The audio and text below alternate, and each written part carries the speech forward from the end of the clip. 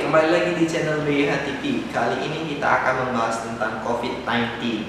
Oke, silakan bro. Oke, saya ingin mewakili pertanyaan dari teman-teman. Apa sih COVID-19 itu? Terus cara penyebarannya seperti apa sih, Dok? Oke Kak, jadi gini Kak, kalau misalkan kita bicara tentang virus corona itu sebenarnya banyak banget sebenarnya. Salah satu virus corona yang sekarang lagi booming saat ini yaitu COVID-19. Tapi sebelumnya juga ada tuh virus corona. Apa? Ada SARS, ada MERS. Jadi ketiganya ini adalah suatu family, satu keluarga tuh, masih keluarga gitu. Nah kita bicara tentang SARS dulu nih. SARS itu apa sih? SARS itu adalah Severe Acute Respiratory Syndrome, yaitu suatu virus yang menyerang saluran pernapasan kebanyakan.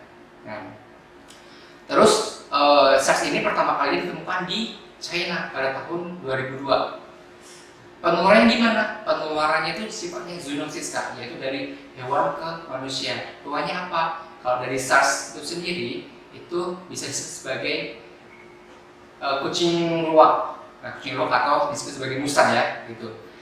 Nah, kalau misalkan MERS itu sendiri itulah Middle East Respiratory Syndrome. Apa sih itu? Sama gitu. Masih satu family gitu. Penyebabnya masih coronavirus itu juga gitu. Dan itu pertama kali ditemukannya itu di Cina pada tahun 2000 yang MERS itu ditemukan di Timur Tengah. Nah itu kalau nggak salah tahun 2012 sih gitu yang saya tahu. Kalau penyebarannya itu sama zoonosis juga dari hewan ke manusia. Apa itu hewannya? Kebanyakan sih unta gitu.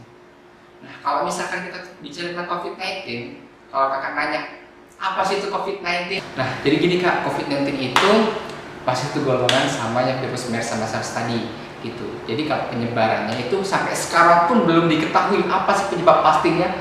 Banyak tuh hoax-hoax yang beredar itu kan di masyarakat kalau misalkan si COVID-19 itu bisa ditularkan pertama kali itu dari kelelawar atau ular. Itu sampai sekarang itu sebenarnya belum pasti. Oh gitu ya, Dok. Terus apa sih gejala yang ditimbulkan dari virus corona itu sih, Dok? Kalau misalkan ditanya gejala apa sih yang ditimbulkan oleh virus corona itu sebenarnya itu bervariasi sih Kak. Setiap orang itu pasti berbeda-beda. Ada orang yang sama sekali tidak memiliki gejala tapi dia udah positif terkena virus corona.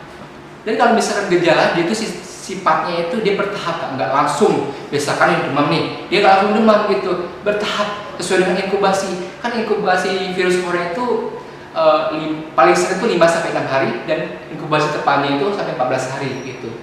Dari hari pertama sampai hari ketiga biasanya tuh dia belum memiliki gejala apapun, belum memiliki gejala yang signifikan gitu. Mulai dari hari keempat, hari kelima gitu kan, hari keenam mulai timbul rasa demam itu naik terus dari 36,5, 37, 37,3 sampai bahkan 38 lebih gitu untuk demamnya itu sendiri. Nah biasanya juga selain demam diikuti gejala-gejala seperti batuk. Kebanyakan sih batuk kering kalau misalkan yang lagi orang-orang rasakan saat ini gitu. Batuk, pilek, nyeri tenggorokan, dia bisa sampai ke seperti pusing itu kan, kelelahan, seperti kalau misalkan gejalanya itu sendiri. Cuman itu tadi setiap orang memiliki gejala yang berbeda-beda gitu. Ada yang mungkin dari batuk dulu, ada yang mungkin dari demam dulu, ada yang mungkin dari sesak dulu. Jadi kita nggak bisa menyimpulkan gejala COVID-19 itu harus seperti ini dulu. Itu nggak bisa sebenarnya. Karena apa? Setiap orang memiliki gejala yang berbeda-beda itu sendiri sesuai dengan imun mereka atau kekebalan tubuh mereka. Itu sih Kak sebenarnya. Nah Dok, tadi kan kita sudah bahas tentang gejalanya. Terus langkah apa nih kalau seandainya kita sudah timbul gejala? Terus langkah awal yang harus kita lakukan kalau sudah timbul kayaknya gua nih kena gejala nih. Terus apa yang harus lakukan ya Dok? Jadi Kak kalau misalnya ditanya masalah gejala awal gitu kan, gejala awal atau tindakan awal yang harus dilakukan oleh orang awam jika dia terkena virus COVID-19 itu apa sih sebenarnya tindakan awal itu? Yang pertama kalau misalnya dia udah mulai demam, batuk, sebenarnya jangan langsung ke rumah sakit. Lebih baik dia mengisolasi mandiri di rumah gitu. Kenapa? Nah, siapa tahu itu cuma pilek biasa, batuk biasa. Malah ke rumah sakit, tahu sendiri kan tempatnya virus, tempatnya penyakit gitu kan. Malah mungkin di sana dia malah ketularannya kan seperti itu. Terus kalau misalkan dia udah mulai terasa demamnya udah makin tinggi, itu dia bolehlah baru ke rumah sakit gitu kan, untuk diperiksa gitu. Gitu sih sebenarnya. Terus kalau seandainya kita lihat nih kan masyarakat Indonesia ini kan dengan dominan orang yang banyak merokok nih dok ya, ditambah dengan corona, gimana tuh dok? Ya itu pasti makin jadi dong gitu. Kenapa? Kalau kita merokok pasti akan memperparah atau mempercepat si virus corona itu sendiri untuk menginfeksi si paru-paru kita. Orang yang nggak merokok aja cepat kok, apalagi ditambah ngerokok, gimana? Makin jadi dong, ya nggak sih? Iya, gitu aja simpel mikirnya gitu. Hancur paru-paru ya. Ya, hancur jadinya. Kalau ini dok ya, seandainya orang tuh sudah kena corona nih, ada nggak sih kemungkinan dia kena corona lagi dok? Yang sudah saya jelaskan tadi gitu, pasti bisa. Pasti bisa dok. Pasti bisa. Bahkan kalau misalkan dia udah kena 2 kali, makin hancur, makin rusak paru-parunya. Orang yang udah terkena terpapar COVID-19 dan sudah dinyatakan sembuh, itu di dalam paru-parunya itu nggak bisa kembali seperti semula. Pasti udah ada rusak gitu. Apalagi terkena kedua kali, makin rusak dong jadinya. Nah, gitu. Terus dok ya, kemarin itu sempat viral di Wuhan, orang-orang Muslim di situ nggak ada yang kena corona. Ada nggak dok? Secara medis, pandangan medis ini ada nggak kaitannya dengan sholat atau dengan yang lain nih dok? Nah, sebenarnya gini, itu bagus sih sebenarnya pertanyaannya. Kalau misalnya kenapa sih orang di Wuhan itu yang Muslim jarang terkena? Kenapa? Kan kalau di agama Muslim kita sholat 5 waktu. Sebelum sholat kita wudhu. Wudhu itu otomatis cuci tangan, bersih-bersih kayak gitu. Mungkin sebelum dia mandi gitu kan, bersih-bersih gitu kan. Nah, di agama kita kan diajarkan kebersihan sebagai dari iman, benar nggak? Nah, makanya kebanyakan orang Muslim lebih nggak terkena. Kenapa? Mereka ya lebih menjaga kebersihan juga, dan karena wudhu tadi itu, karena wudhu mungkin dari situ, dan mungkin juga pertolongan dari Allah juga kan, mukjizat dari Allah, kita juga nggak bisa Muslim jarang kena gitu karena wudhu, kita nggak bisa juga sih sebenarnya kayak gitu. Gimana sih dok? Kan saya kerja ini kan overtime dan jam tidur saya ini yang kurang dok. Terus gimana sih saya mengantisipasinya agar kondisi badan saya itu fit? Terus yang mau saya tanyakan lagi, saya kan menghadapi orang yang berbagai macam dok ya, terus dari berbagai kota. Terus gimana sih cara saya untuk melindungi diri saya dari orang-orang tersebut? Oke, itu yang pertama saya akan jawab gimana biar tubuh kita tuh tetap fit gitu kan, agar antibody kita atau kekebalan tubuh kita bagus. Nah, yang pertama, walaupun kita kerjanya itu overtime gitu, yang penting nutrisi atau asupan makan kita harus teratur, nggak boleh kita telat makan. Dan juga kalau perlu kita harus minum multivitamin gitu. Apa vitaminnya? Nah, vitamin C, vitamin B kompleks. Agar apa? Agar daya tubuh kita tetap bagus, nggak gampang drop. Kalau misalnya kita udah kecapean gitu kan, udah capek, makan kurang, istirahat kurang, tidur kurang, apalagi itu cepat banget badan drop. Kalau misalkan ada kuman atau virus yang istilah itu masuk ke dalam tubuh kita, cepet banget tuh akan berkembang biak, dan si antibody atau tubuh kita, kekebalan tubuh kita akan kalah tuh sama virus. Kenapa? Ya lagi turun antibody kita. Kalau misalnya turun, ya semakin cepat si virus menyerang tubuh kita, ngedrop gitu. Terus kalau misalkan apa tadi pertanyaan kedua? Terus pertanyaan kedua tuh menghadapi. Nah, Kalau misal pakai gitu harus pakai APD juga sebenarnya, pelindung diri. Apa untuk saat ini ya masker lah, setidaknya masker. Terus harus pakai hand sanitizer dan sering-sering cuci tangan. Nah gitu. Kalau bisa jaga jarak, jaga kontak terlalu sering gitu. Kalau misalnya udah terlalu berkontak, ya mungkin curiga kita, oh ini orang mungkin dari luar kota nih gitu kan. Nah, kita udah terlanjur kontak nih, cepat-cepat cuci tangan. Ditambah kalau perlu kita pakai hand sanitizer gitu, biar nggak hanya virus corona, virus apapun, virus influenza, virus yang lain-lain atau bakteri yang lain-lain gitu bisa mati gitu sih sebenarnya.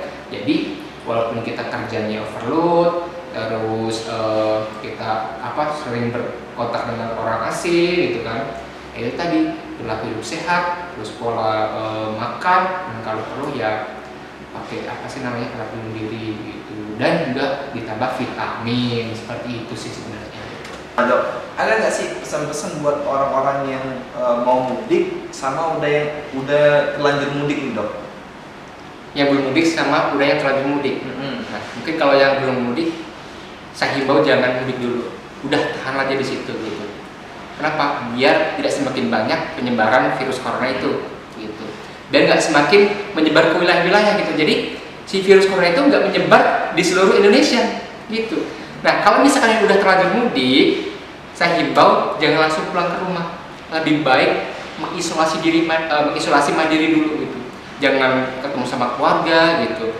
Ya mungkin dia nyewa tempat tinggal sendiri gitu. Untuk apa? Untuk dia mengisolasi mandiri gitu. Sampai berapa hari? Itu tadi 14 hari. Baru kalau misalkan selama 14 hari itu nggak ada gejala, bolehlah dia pulang ke rumah seperti itu. Jangan sampai dia sebagai pembawa atau carrier virus corona bisa menularkan ke orang sekitar atau orang terdekat di rumah gitu. Oh gitu ya. Untuk saat ini udah ada belum sih pengobatan yang lebih efektif itu?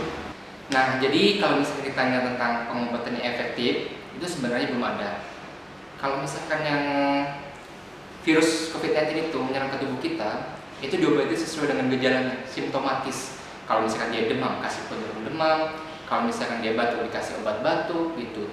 Cuman untuk menekan virus, menekan sintesis RNA dari virus COVID-19 itu bisa digunakan ada dua opsi, yaitu ada obat Avigan dan juga chloroquine gitu. Kinerjanya gimana sih? Yaitu tadi buat menekan atau menghambat sintesis RNA virus agar tidak mereplikasi, memperbanyak diri gitu sebenarnya. Cuman kalau misalnya udah ada efektif belum? Sampai sekarang belum ada gitu.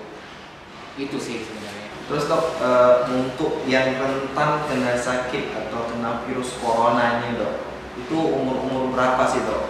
Nah, sebenarnya paling rentan itu balita, bayi, dan juga lansia. Lansia itu berapa? 40 tahun ke atas, 50 tahun ke atas. Yang paling rentan banget itu lansia 60 tahun ke atas gitu. Nah, kenapa? Ya semakin usia bertambah, pasti daya tahan tubuh juga akan berkurang atau turun. Nah, jadi gak hanya itu juga, semuanya juga bisa kena sebenarnya. Mau umurnya 20 tahun sampai 40 tahun itu pasti bisa kena, tapi lebih kemungkinan untuk dia itu sampai parah gitu itu kecil gitu, sampai bisa menyebabkan kematian itu kecil. Kenapa? Kalau masih muda pasti daya tahan tubuhnya kan masih bagus tuh. Antibody, setiap manusia itu kan memiliki antibody dalam tubuhnya, dia bisa mengalahkan si virus tadi gitu. Jadinya nggak bisa si virus tadi itu mereplikasi atau berkembang biak, dan kalau udah berkembang biak otomatis akan menyerang tubuh. Nah, tubuh jadi ngedrop gitu sih sebenarnya. Kalau untuk balita dok ya, ada nggak sih cara untuk gimana caranya ibu-ibu, bunda-bunda di rumah itu bisa mengantisipasi corona tadi dok? Apa dikasih apa supaya anaknya tadi yang balita tadi dok? Oh, sebenarnya kalau buat dikasih apa itu ya cukup bayi nih ya. Iya, bayi. Iya, kalau bayi berarti asupan gizinya bagus gitu yang pasti. Dan yang saya lebih tekankan lagi itu bukan kepada bayinya, tapi yang mengasuhnya. Mungkin orang tuanya, kedua orang tuanya, mungkin bapaknya tuh dia kerjanya mungkin misalkan Gojek. Nah, kalau Gojek itu kan pasti kan ojek online lah ya. Ojek online pasti kan dari luar gitu kan. Nah, kalau misalkan sampai rumah tuh jangan langsung berkontak langsung sama anak atau sama istri. Langsung mandi. Nah, itu tadi libur dulu belakang gitu kan, lepas pakaian, cuci tangan, cuci kaki, mandi kalau perlu mandi gitu kan, udah bersih itu baru boleh berkontak lagi. Oke, demikianlah cuplikan kita pada hari ini. Semoga bermanfaat untuk teman-teman semua. Jangan lupa like, comment, and subscribe.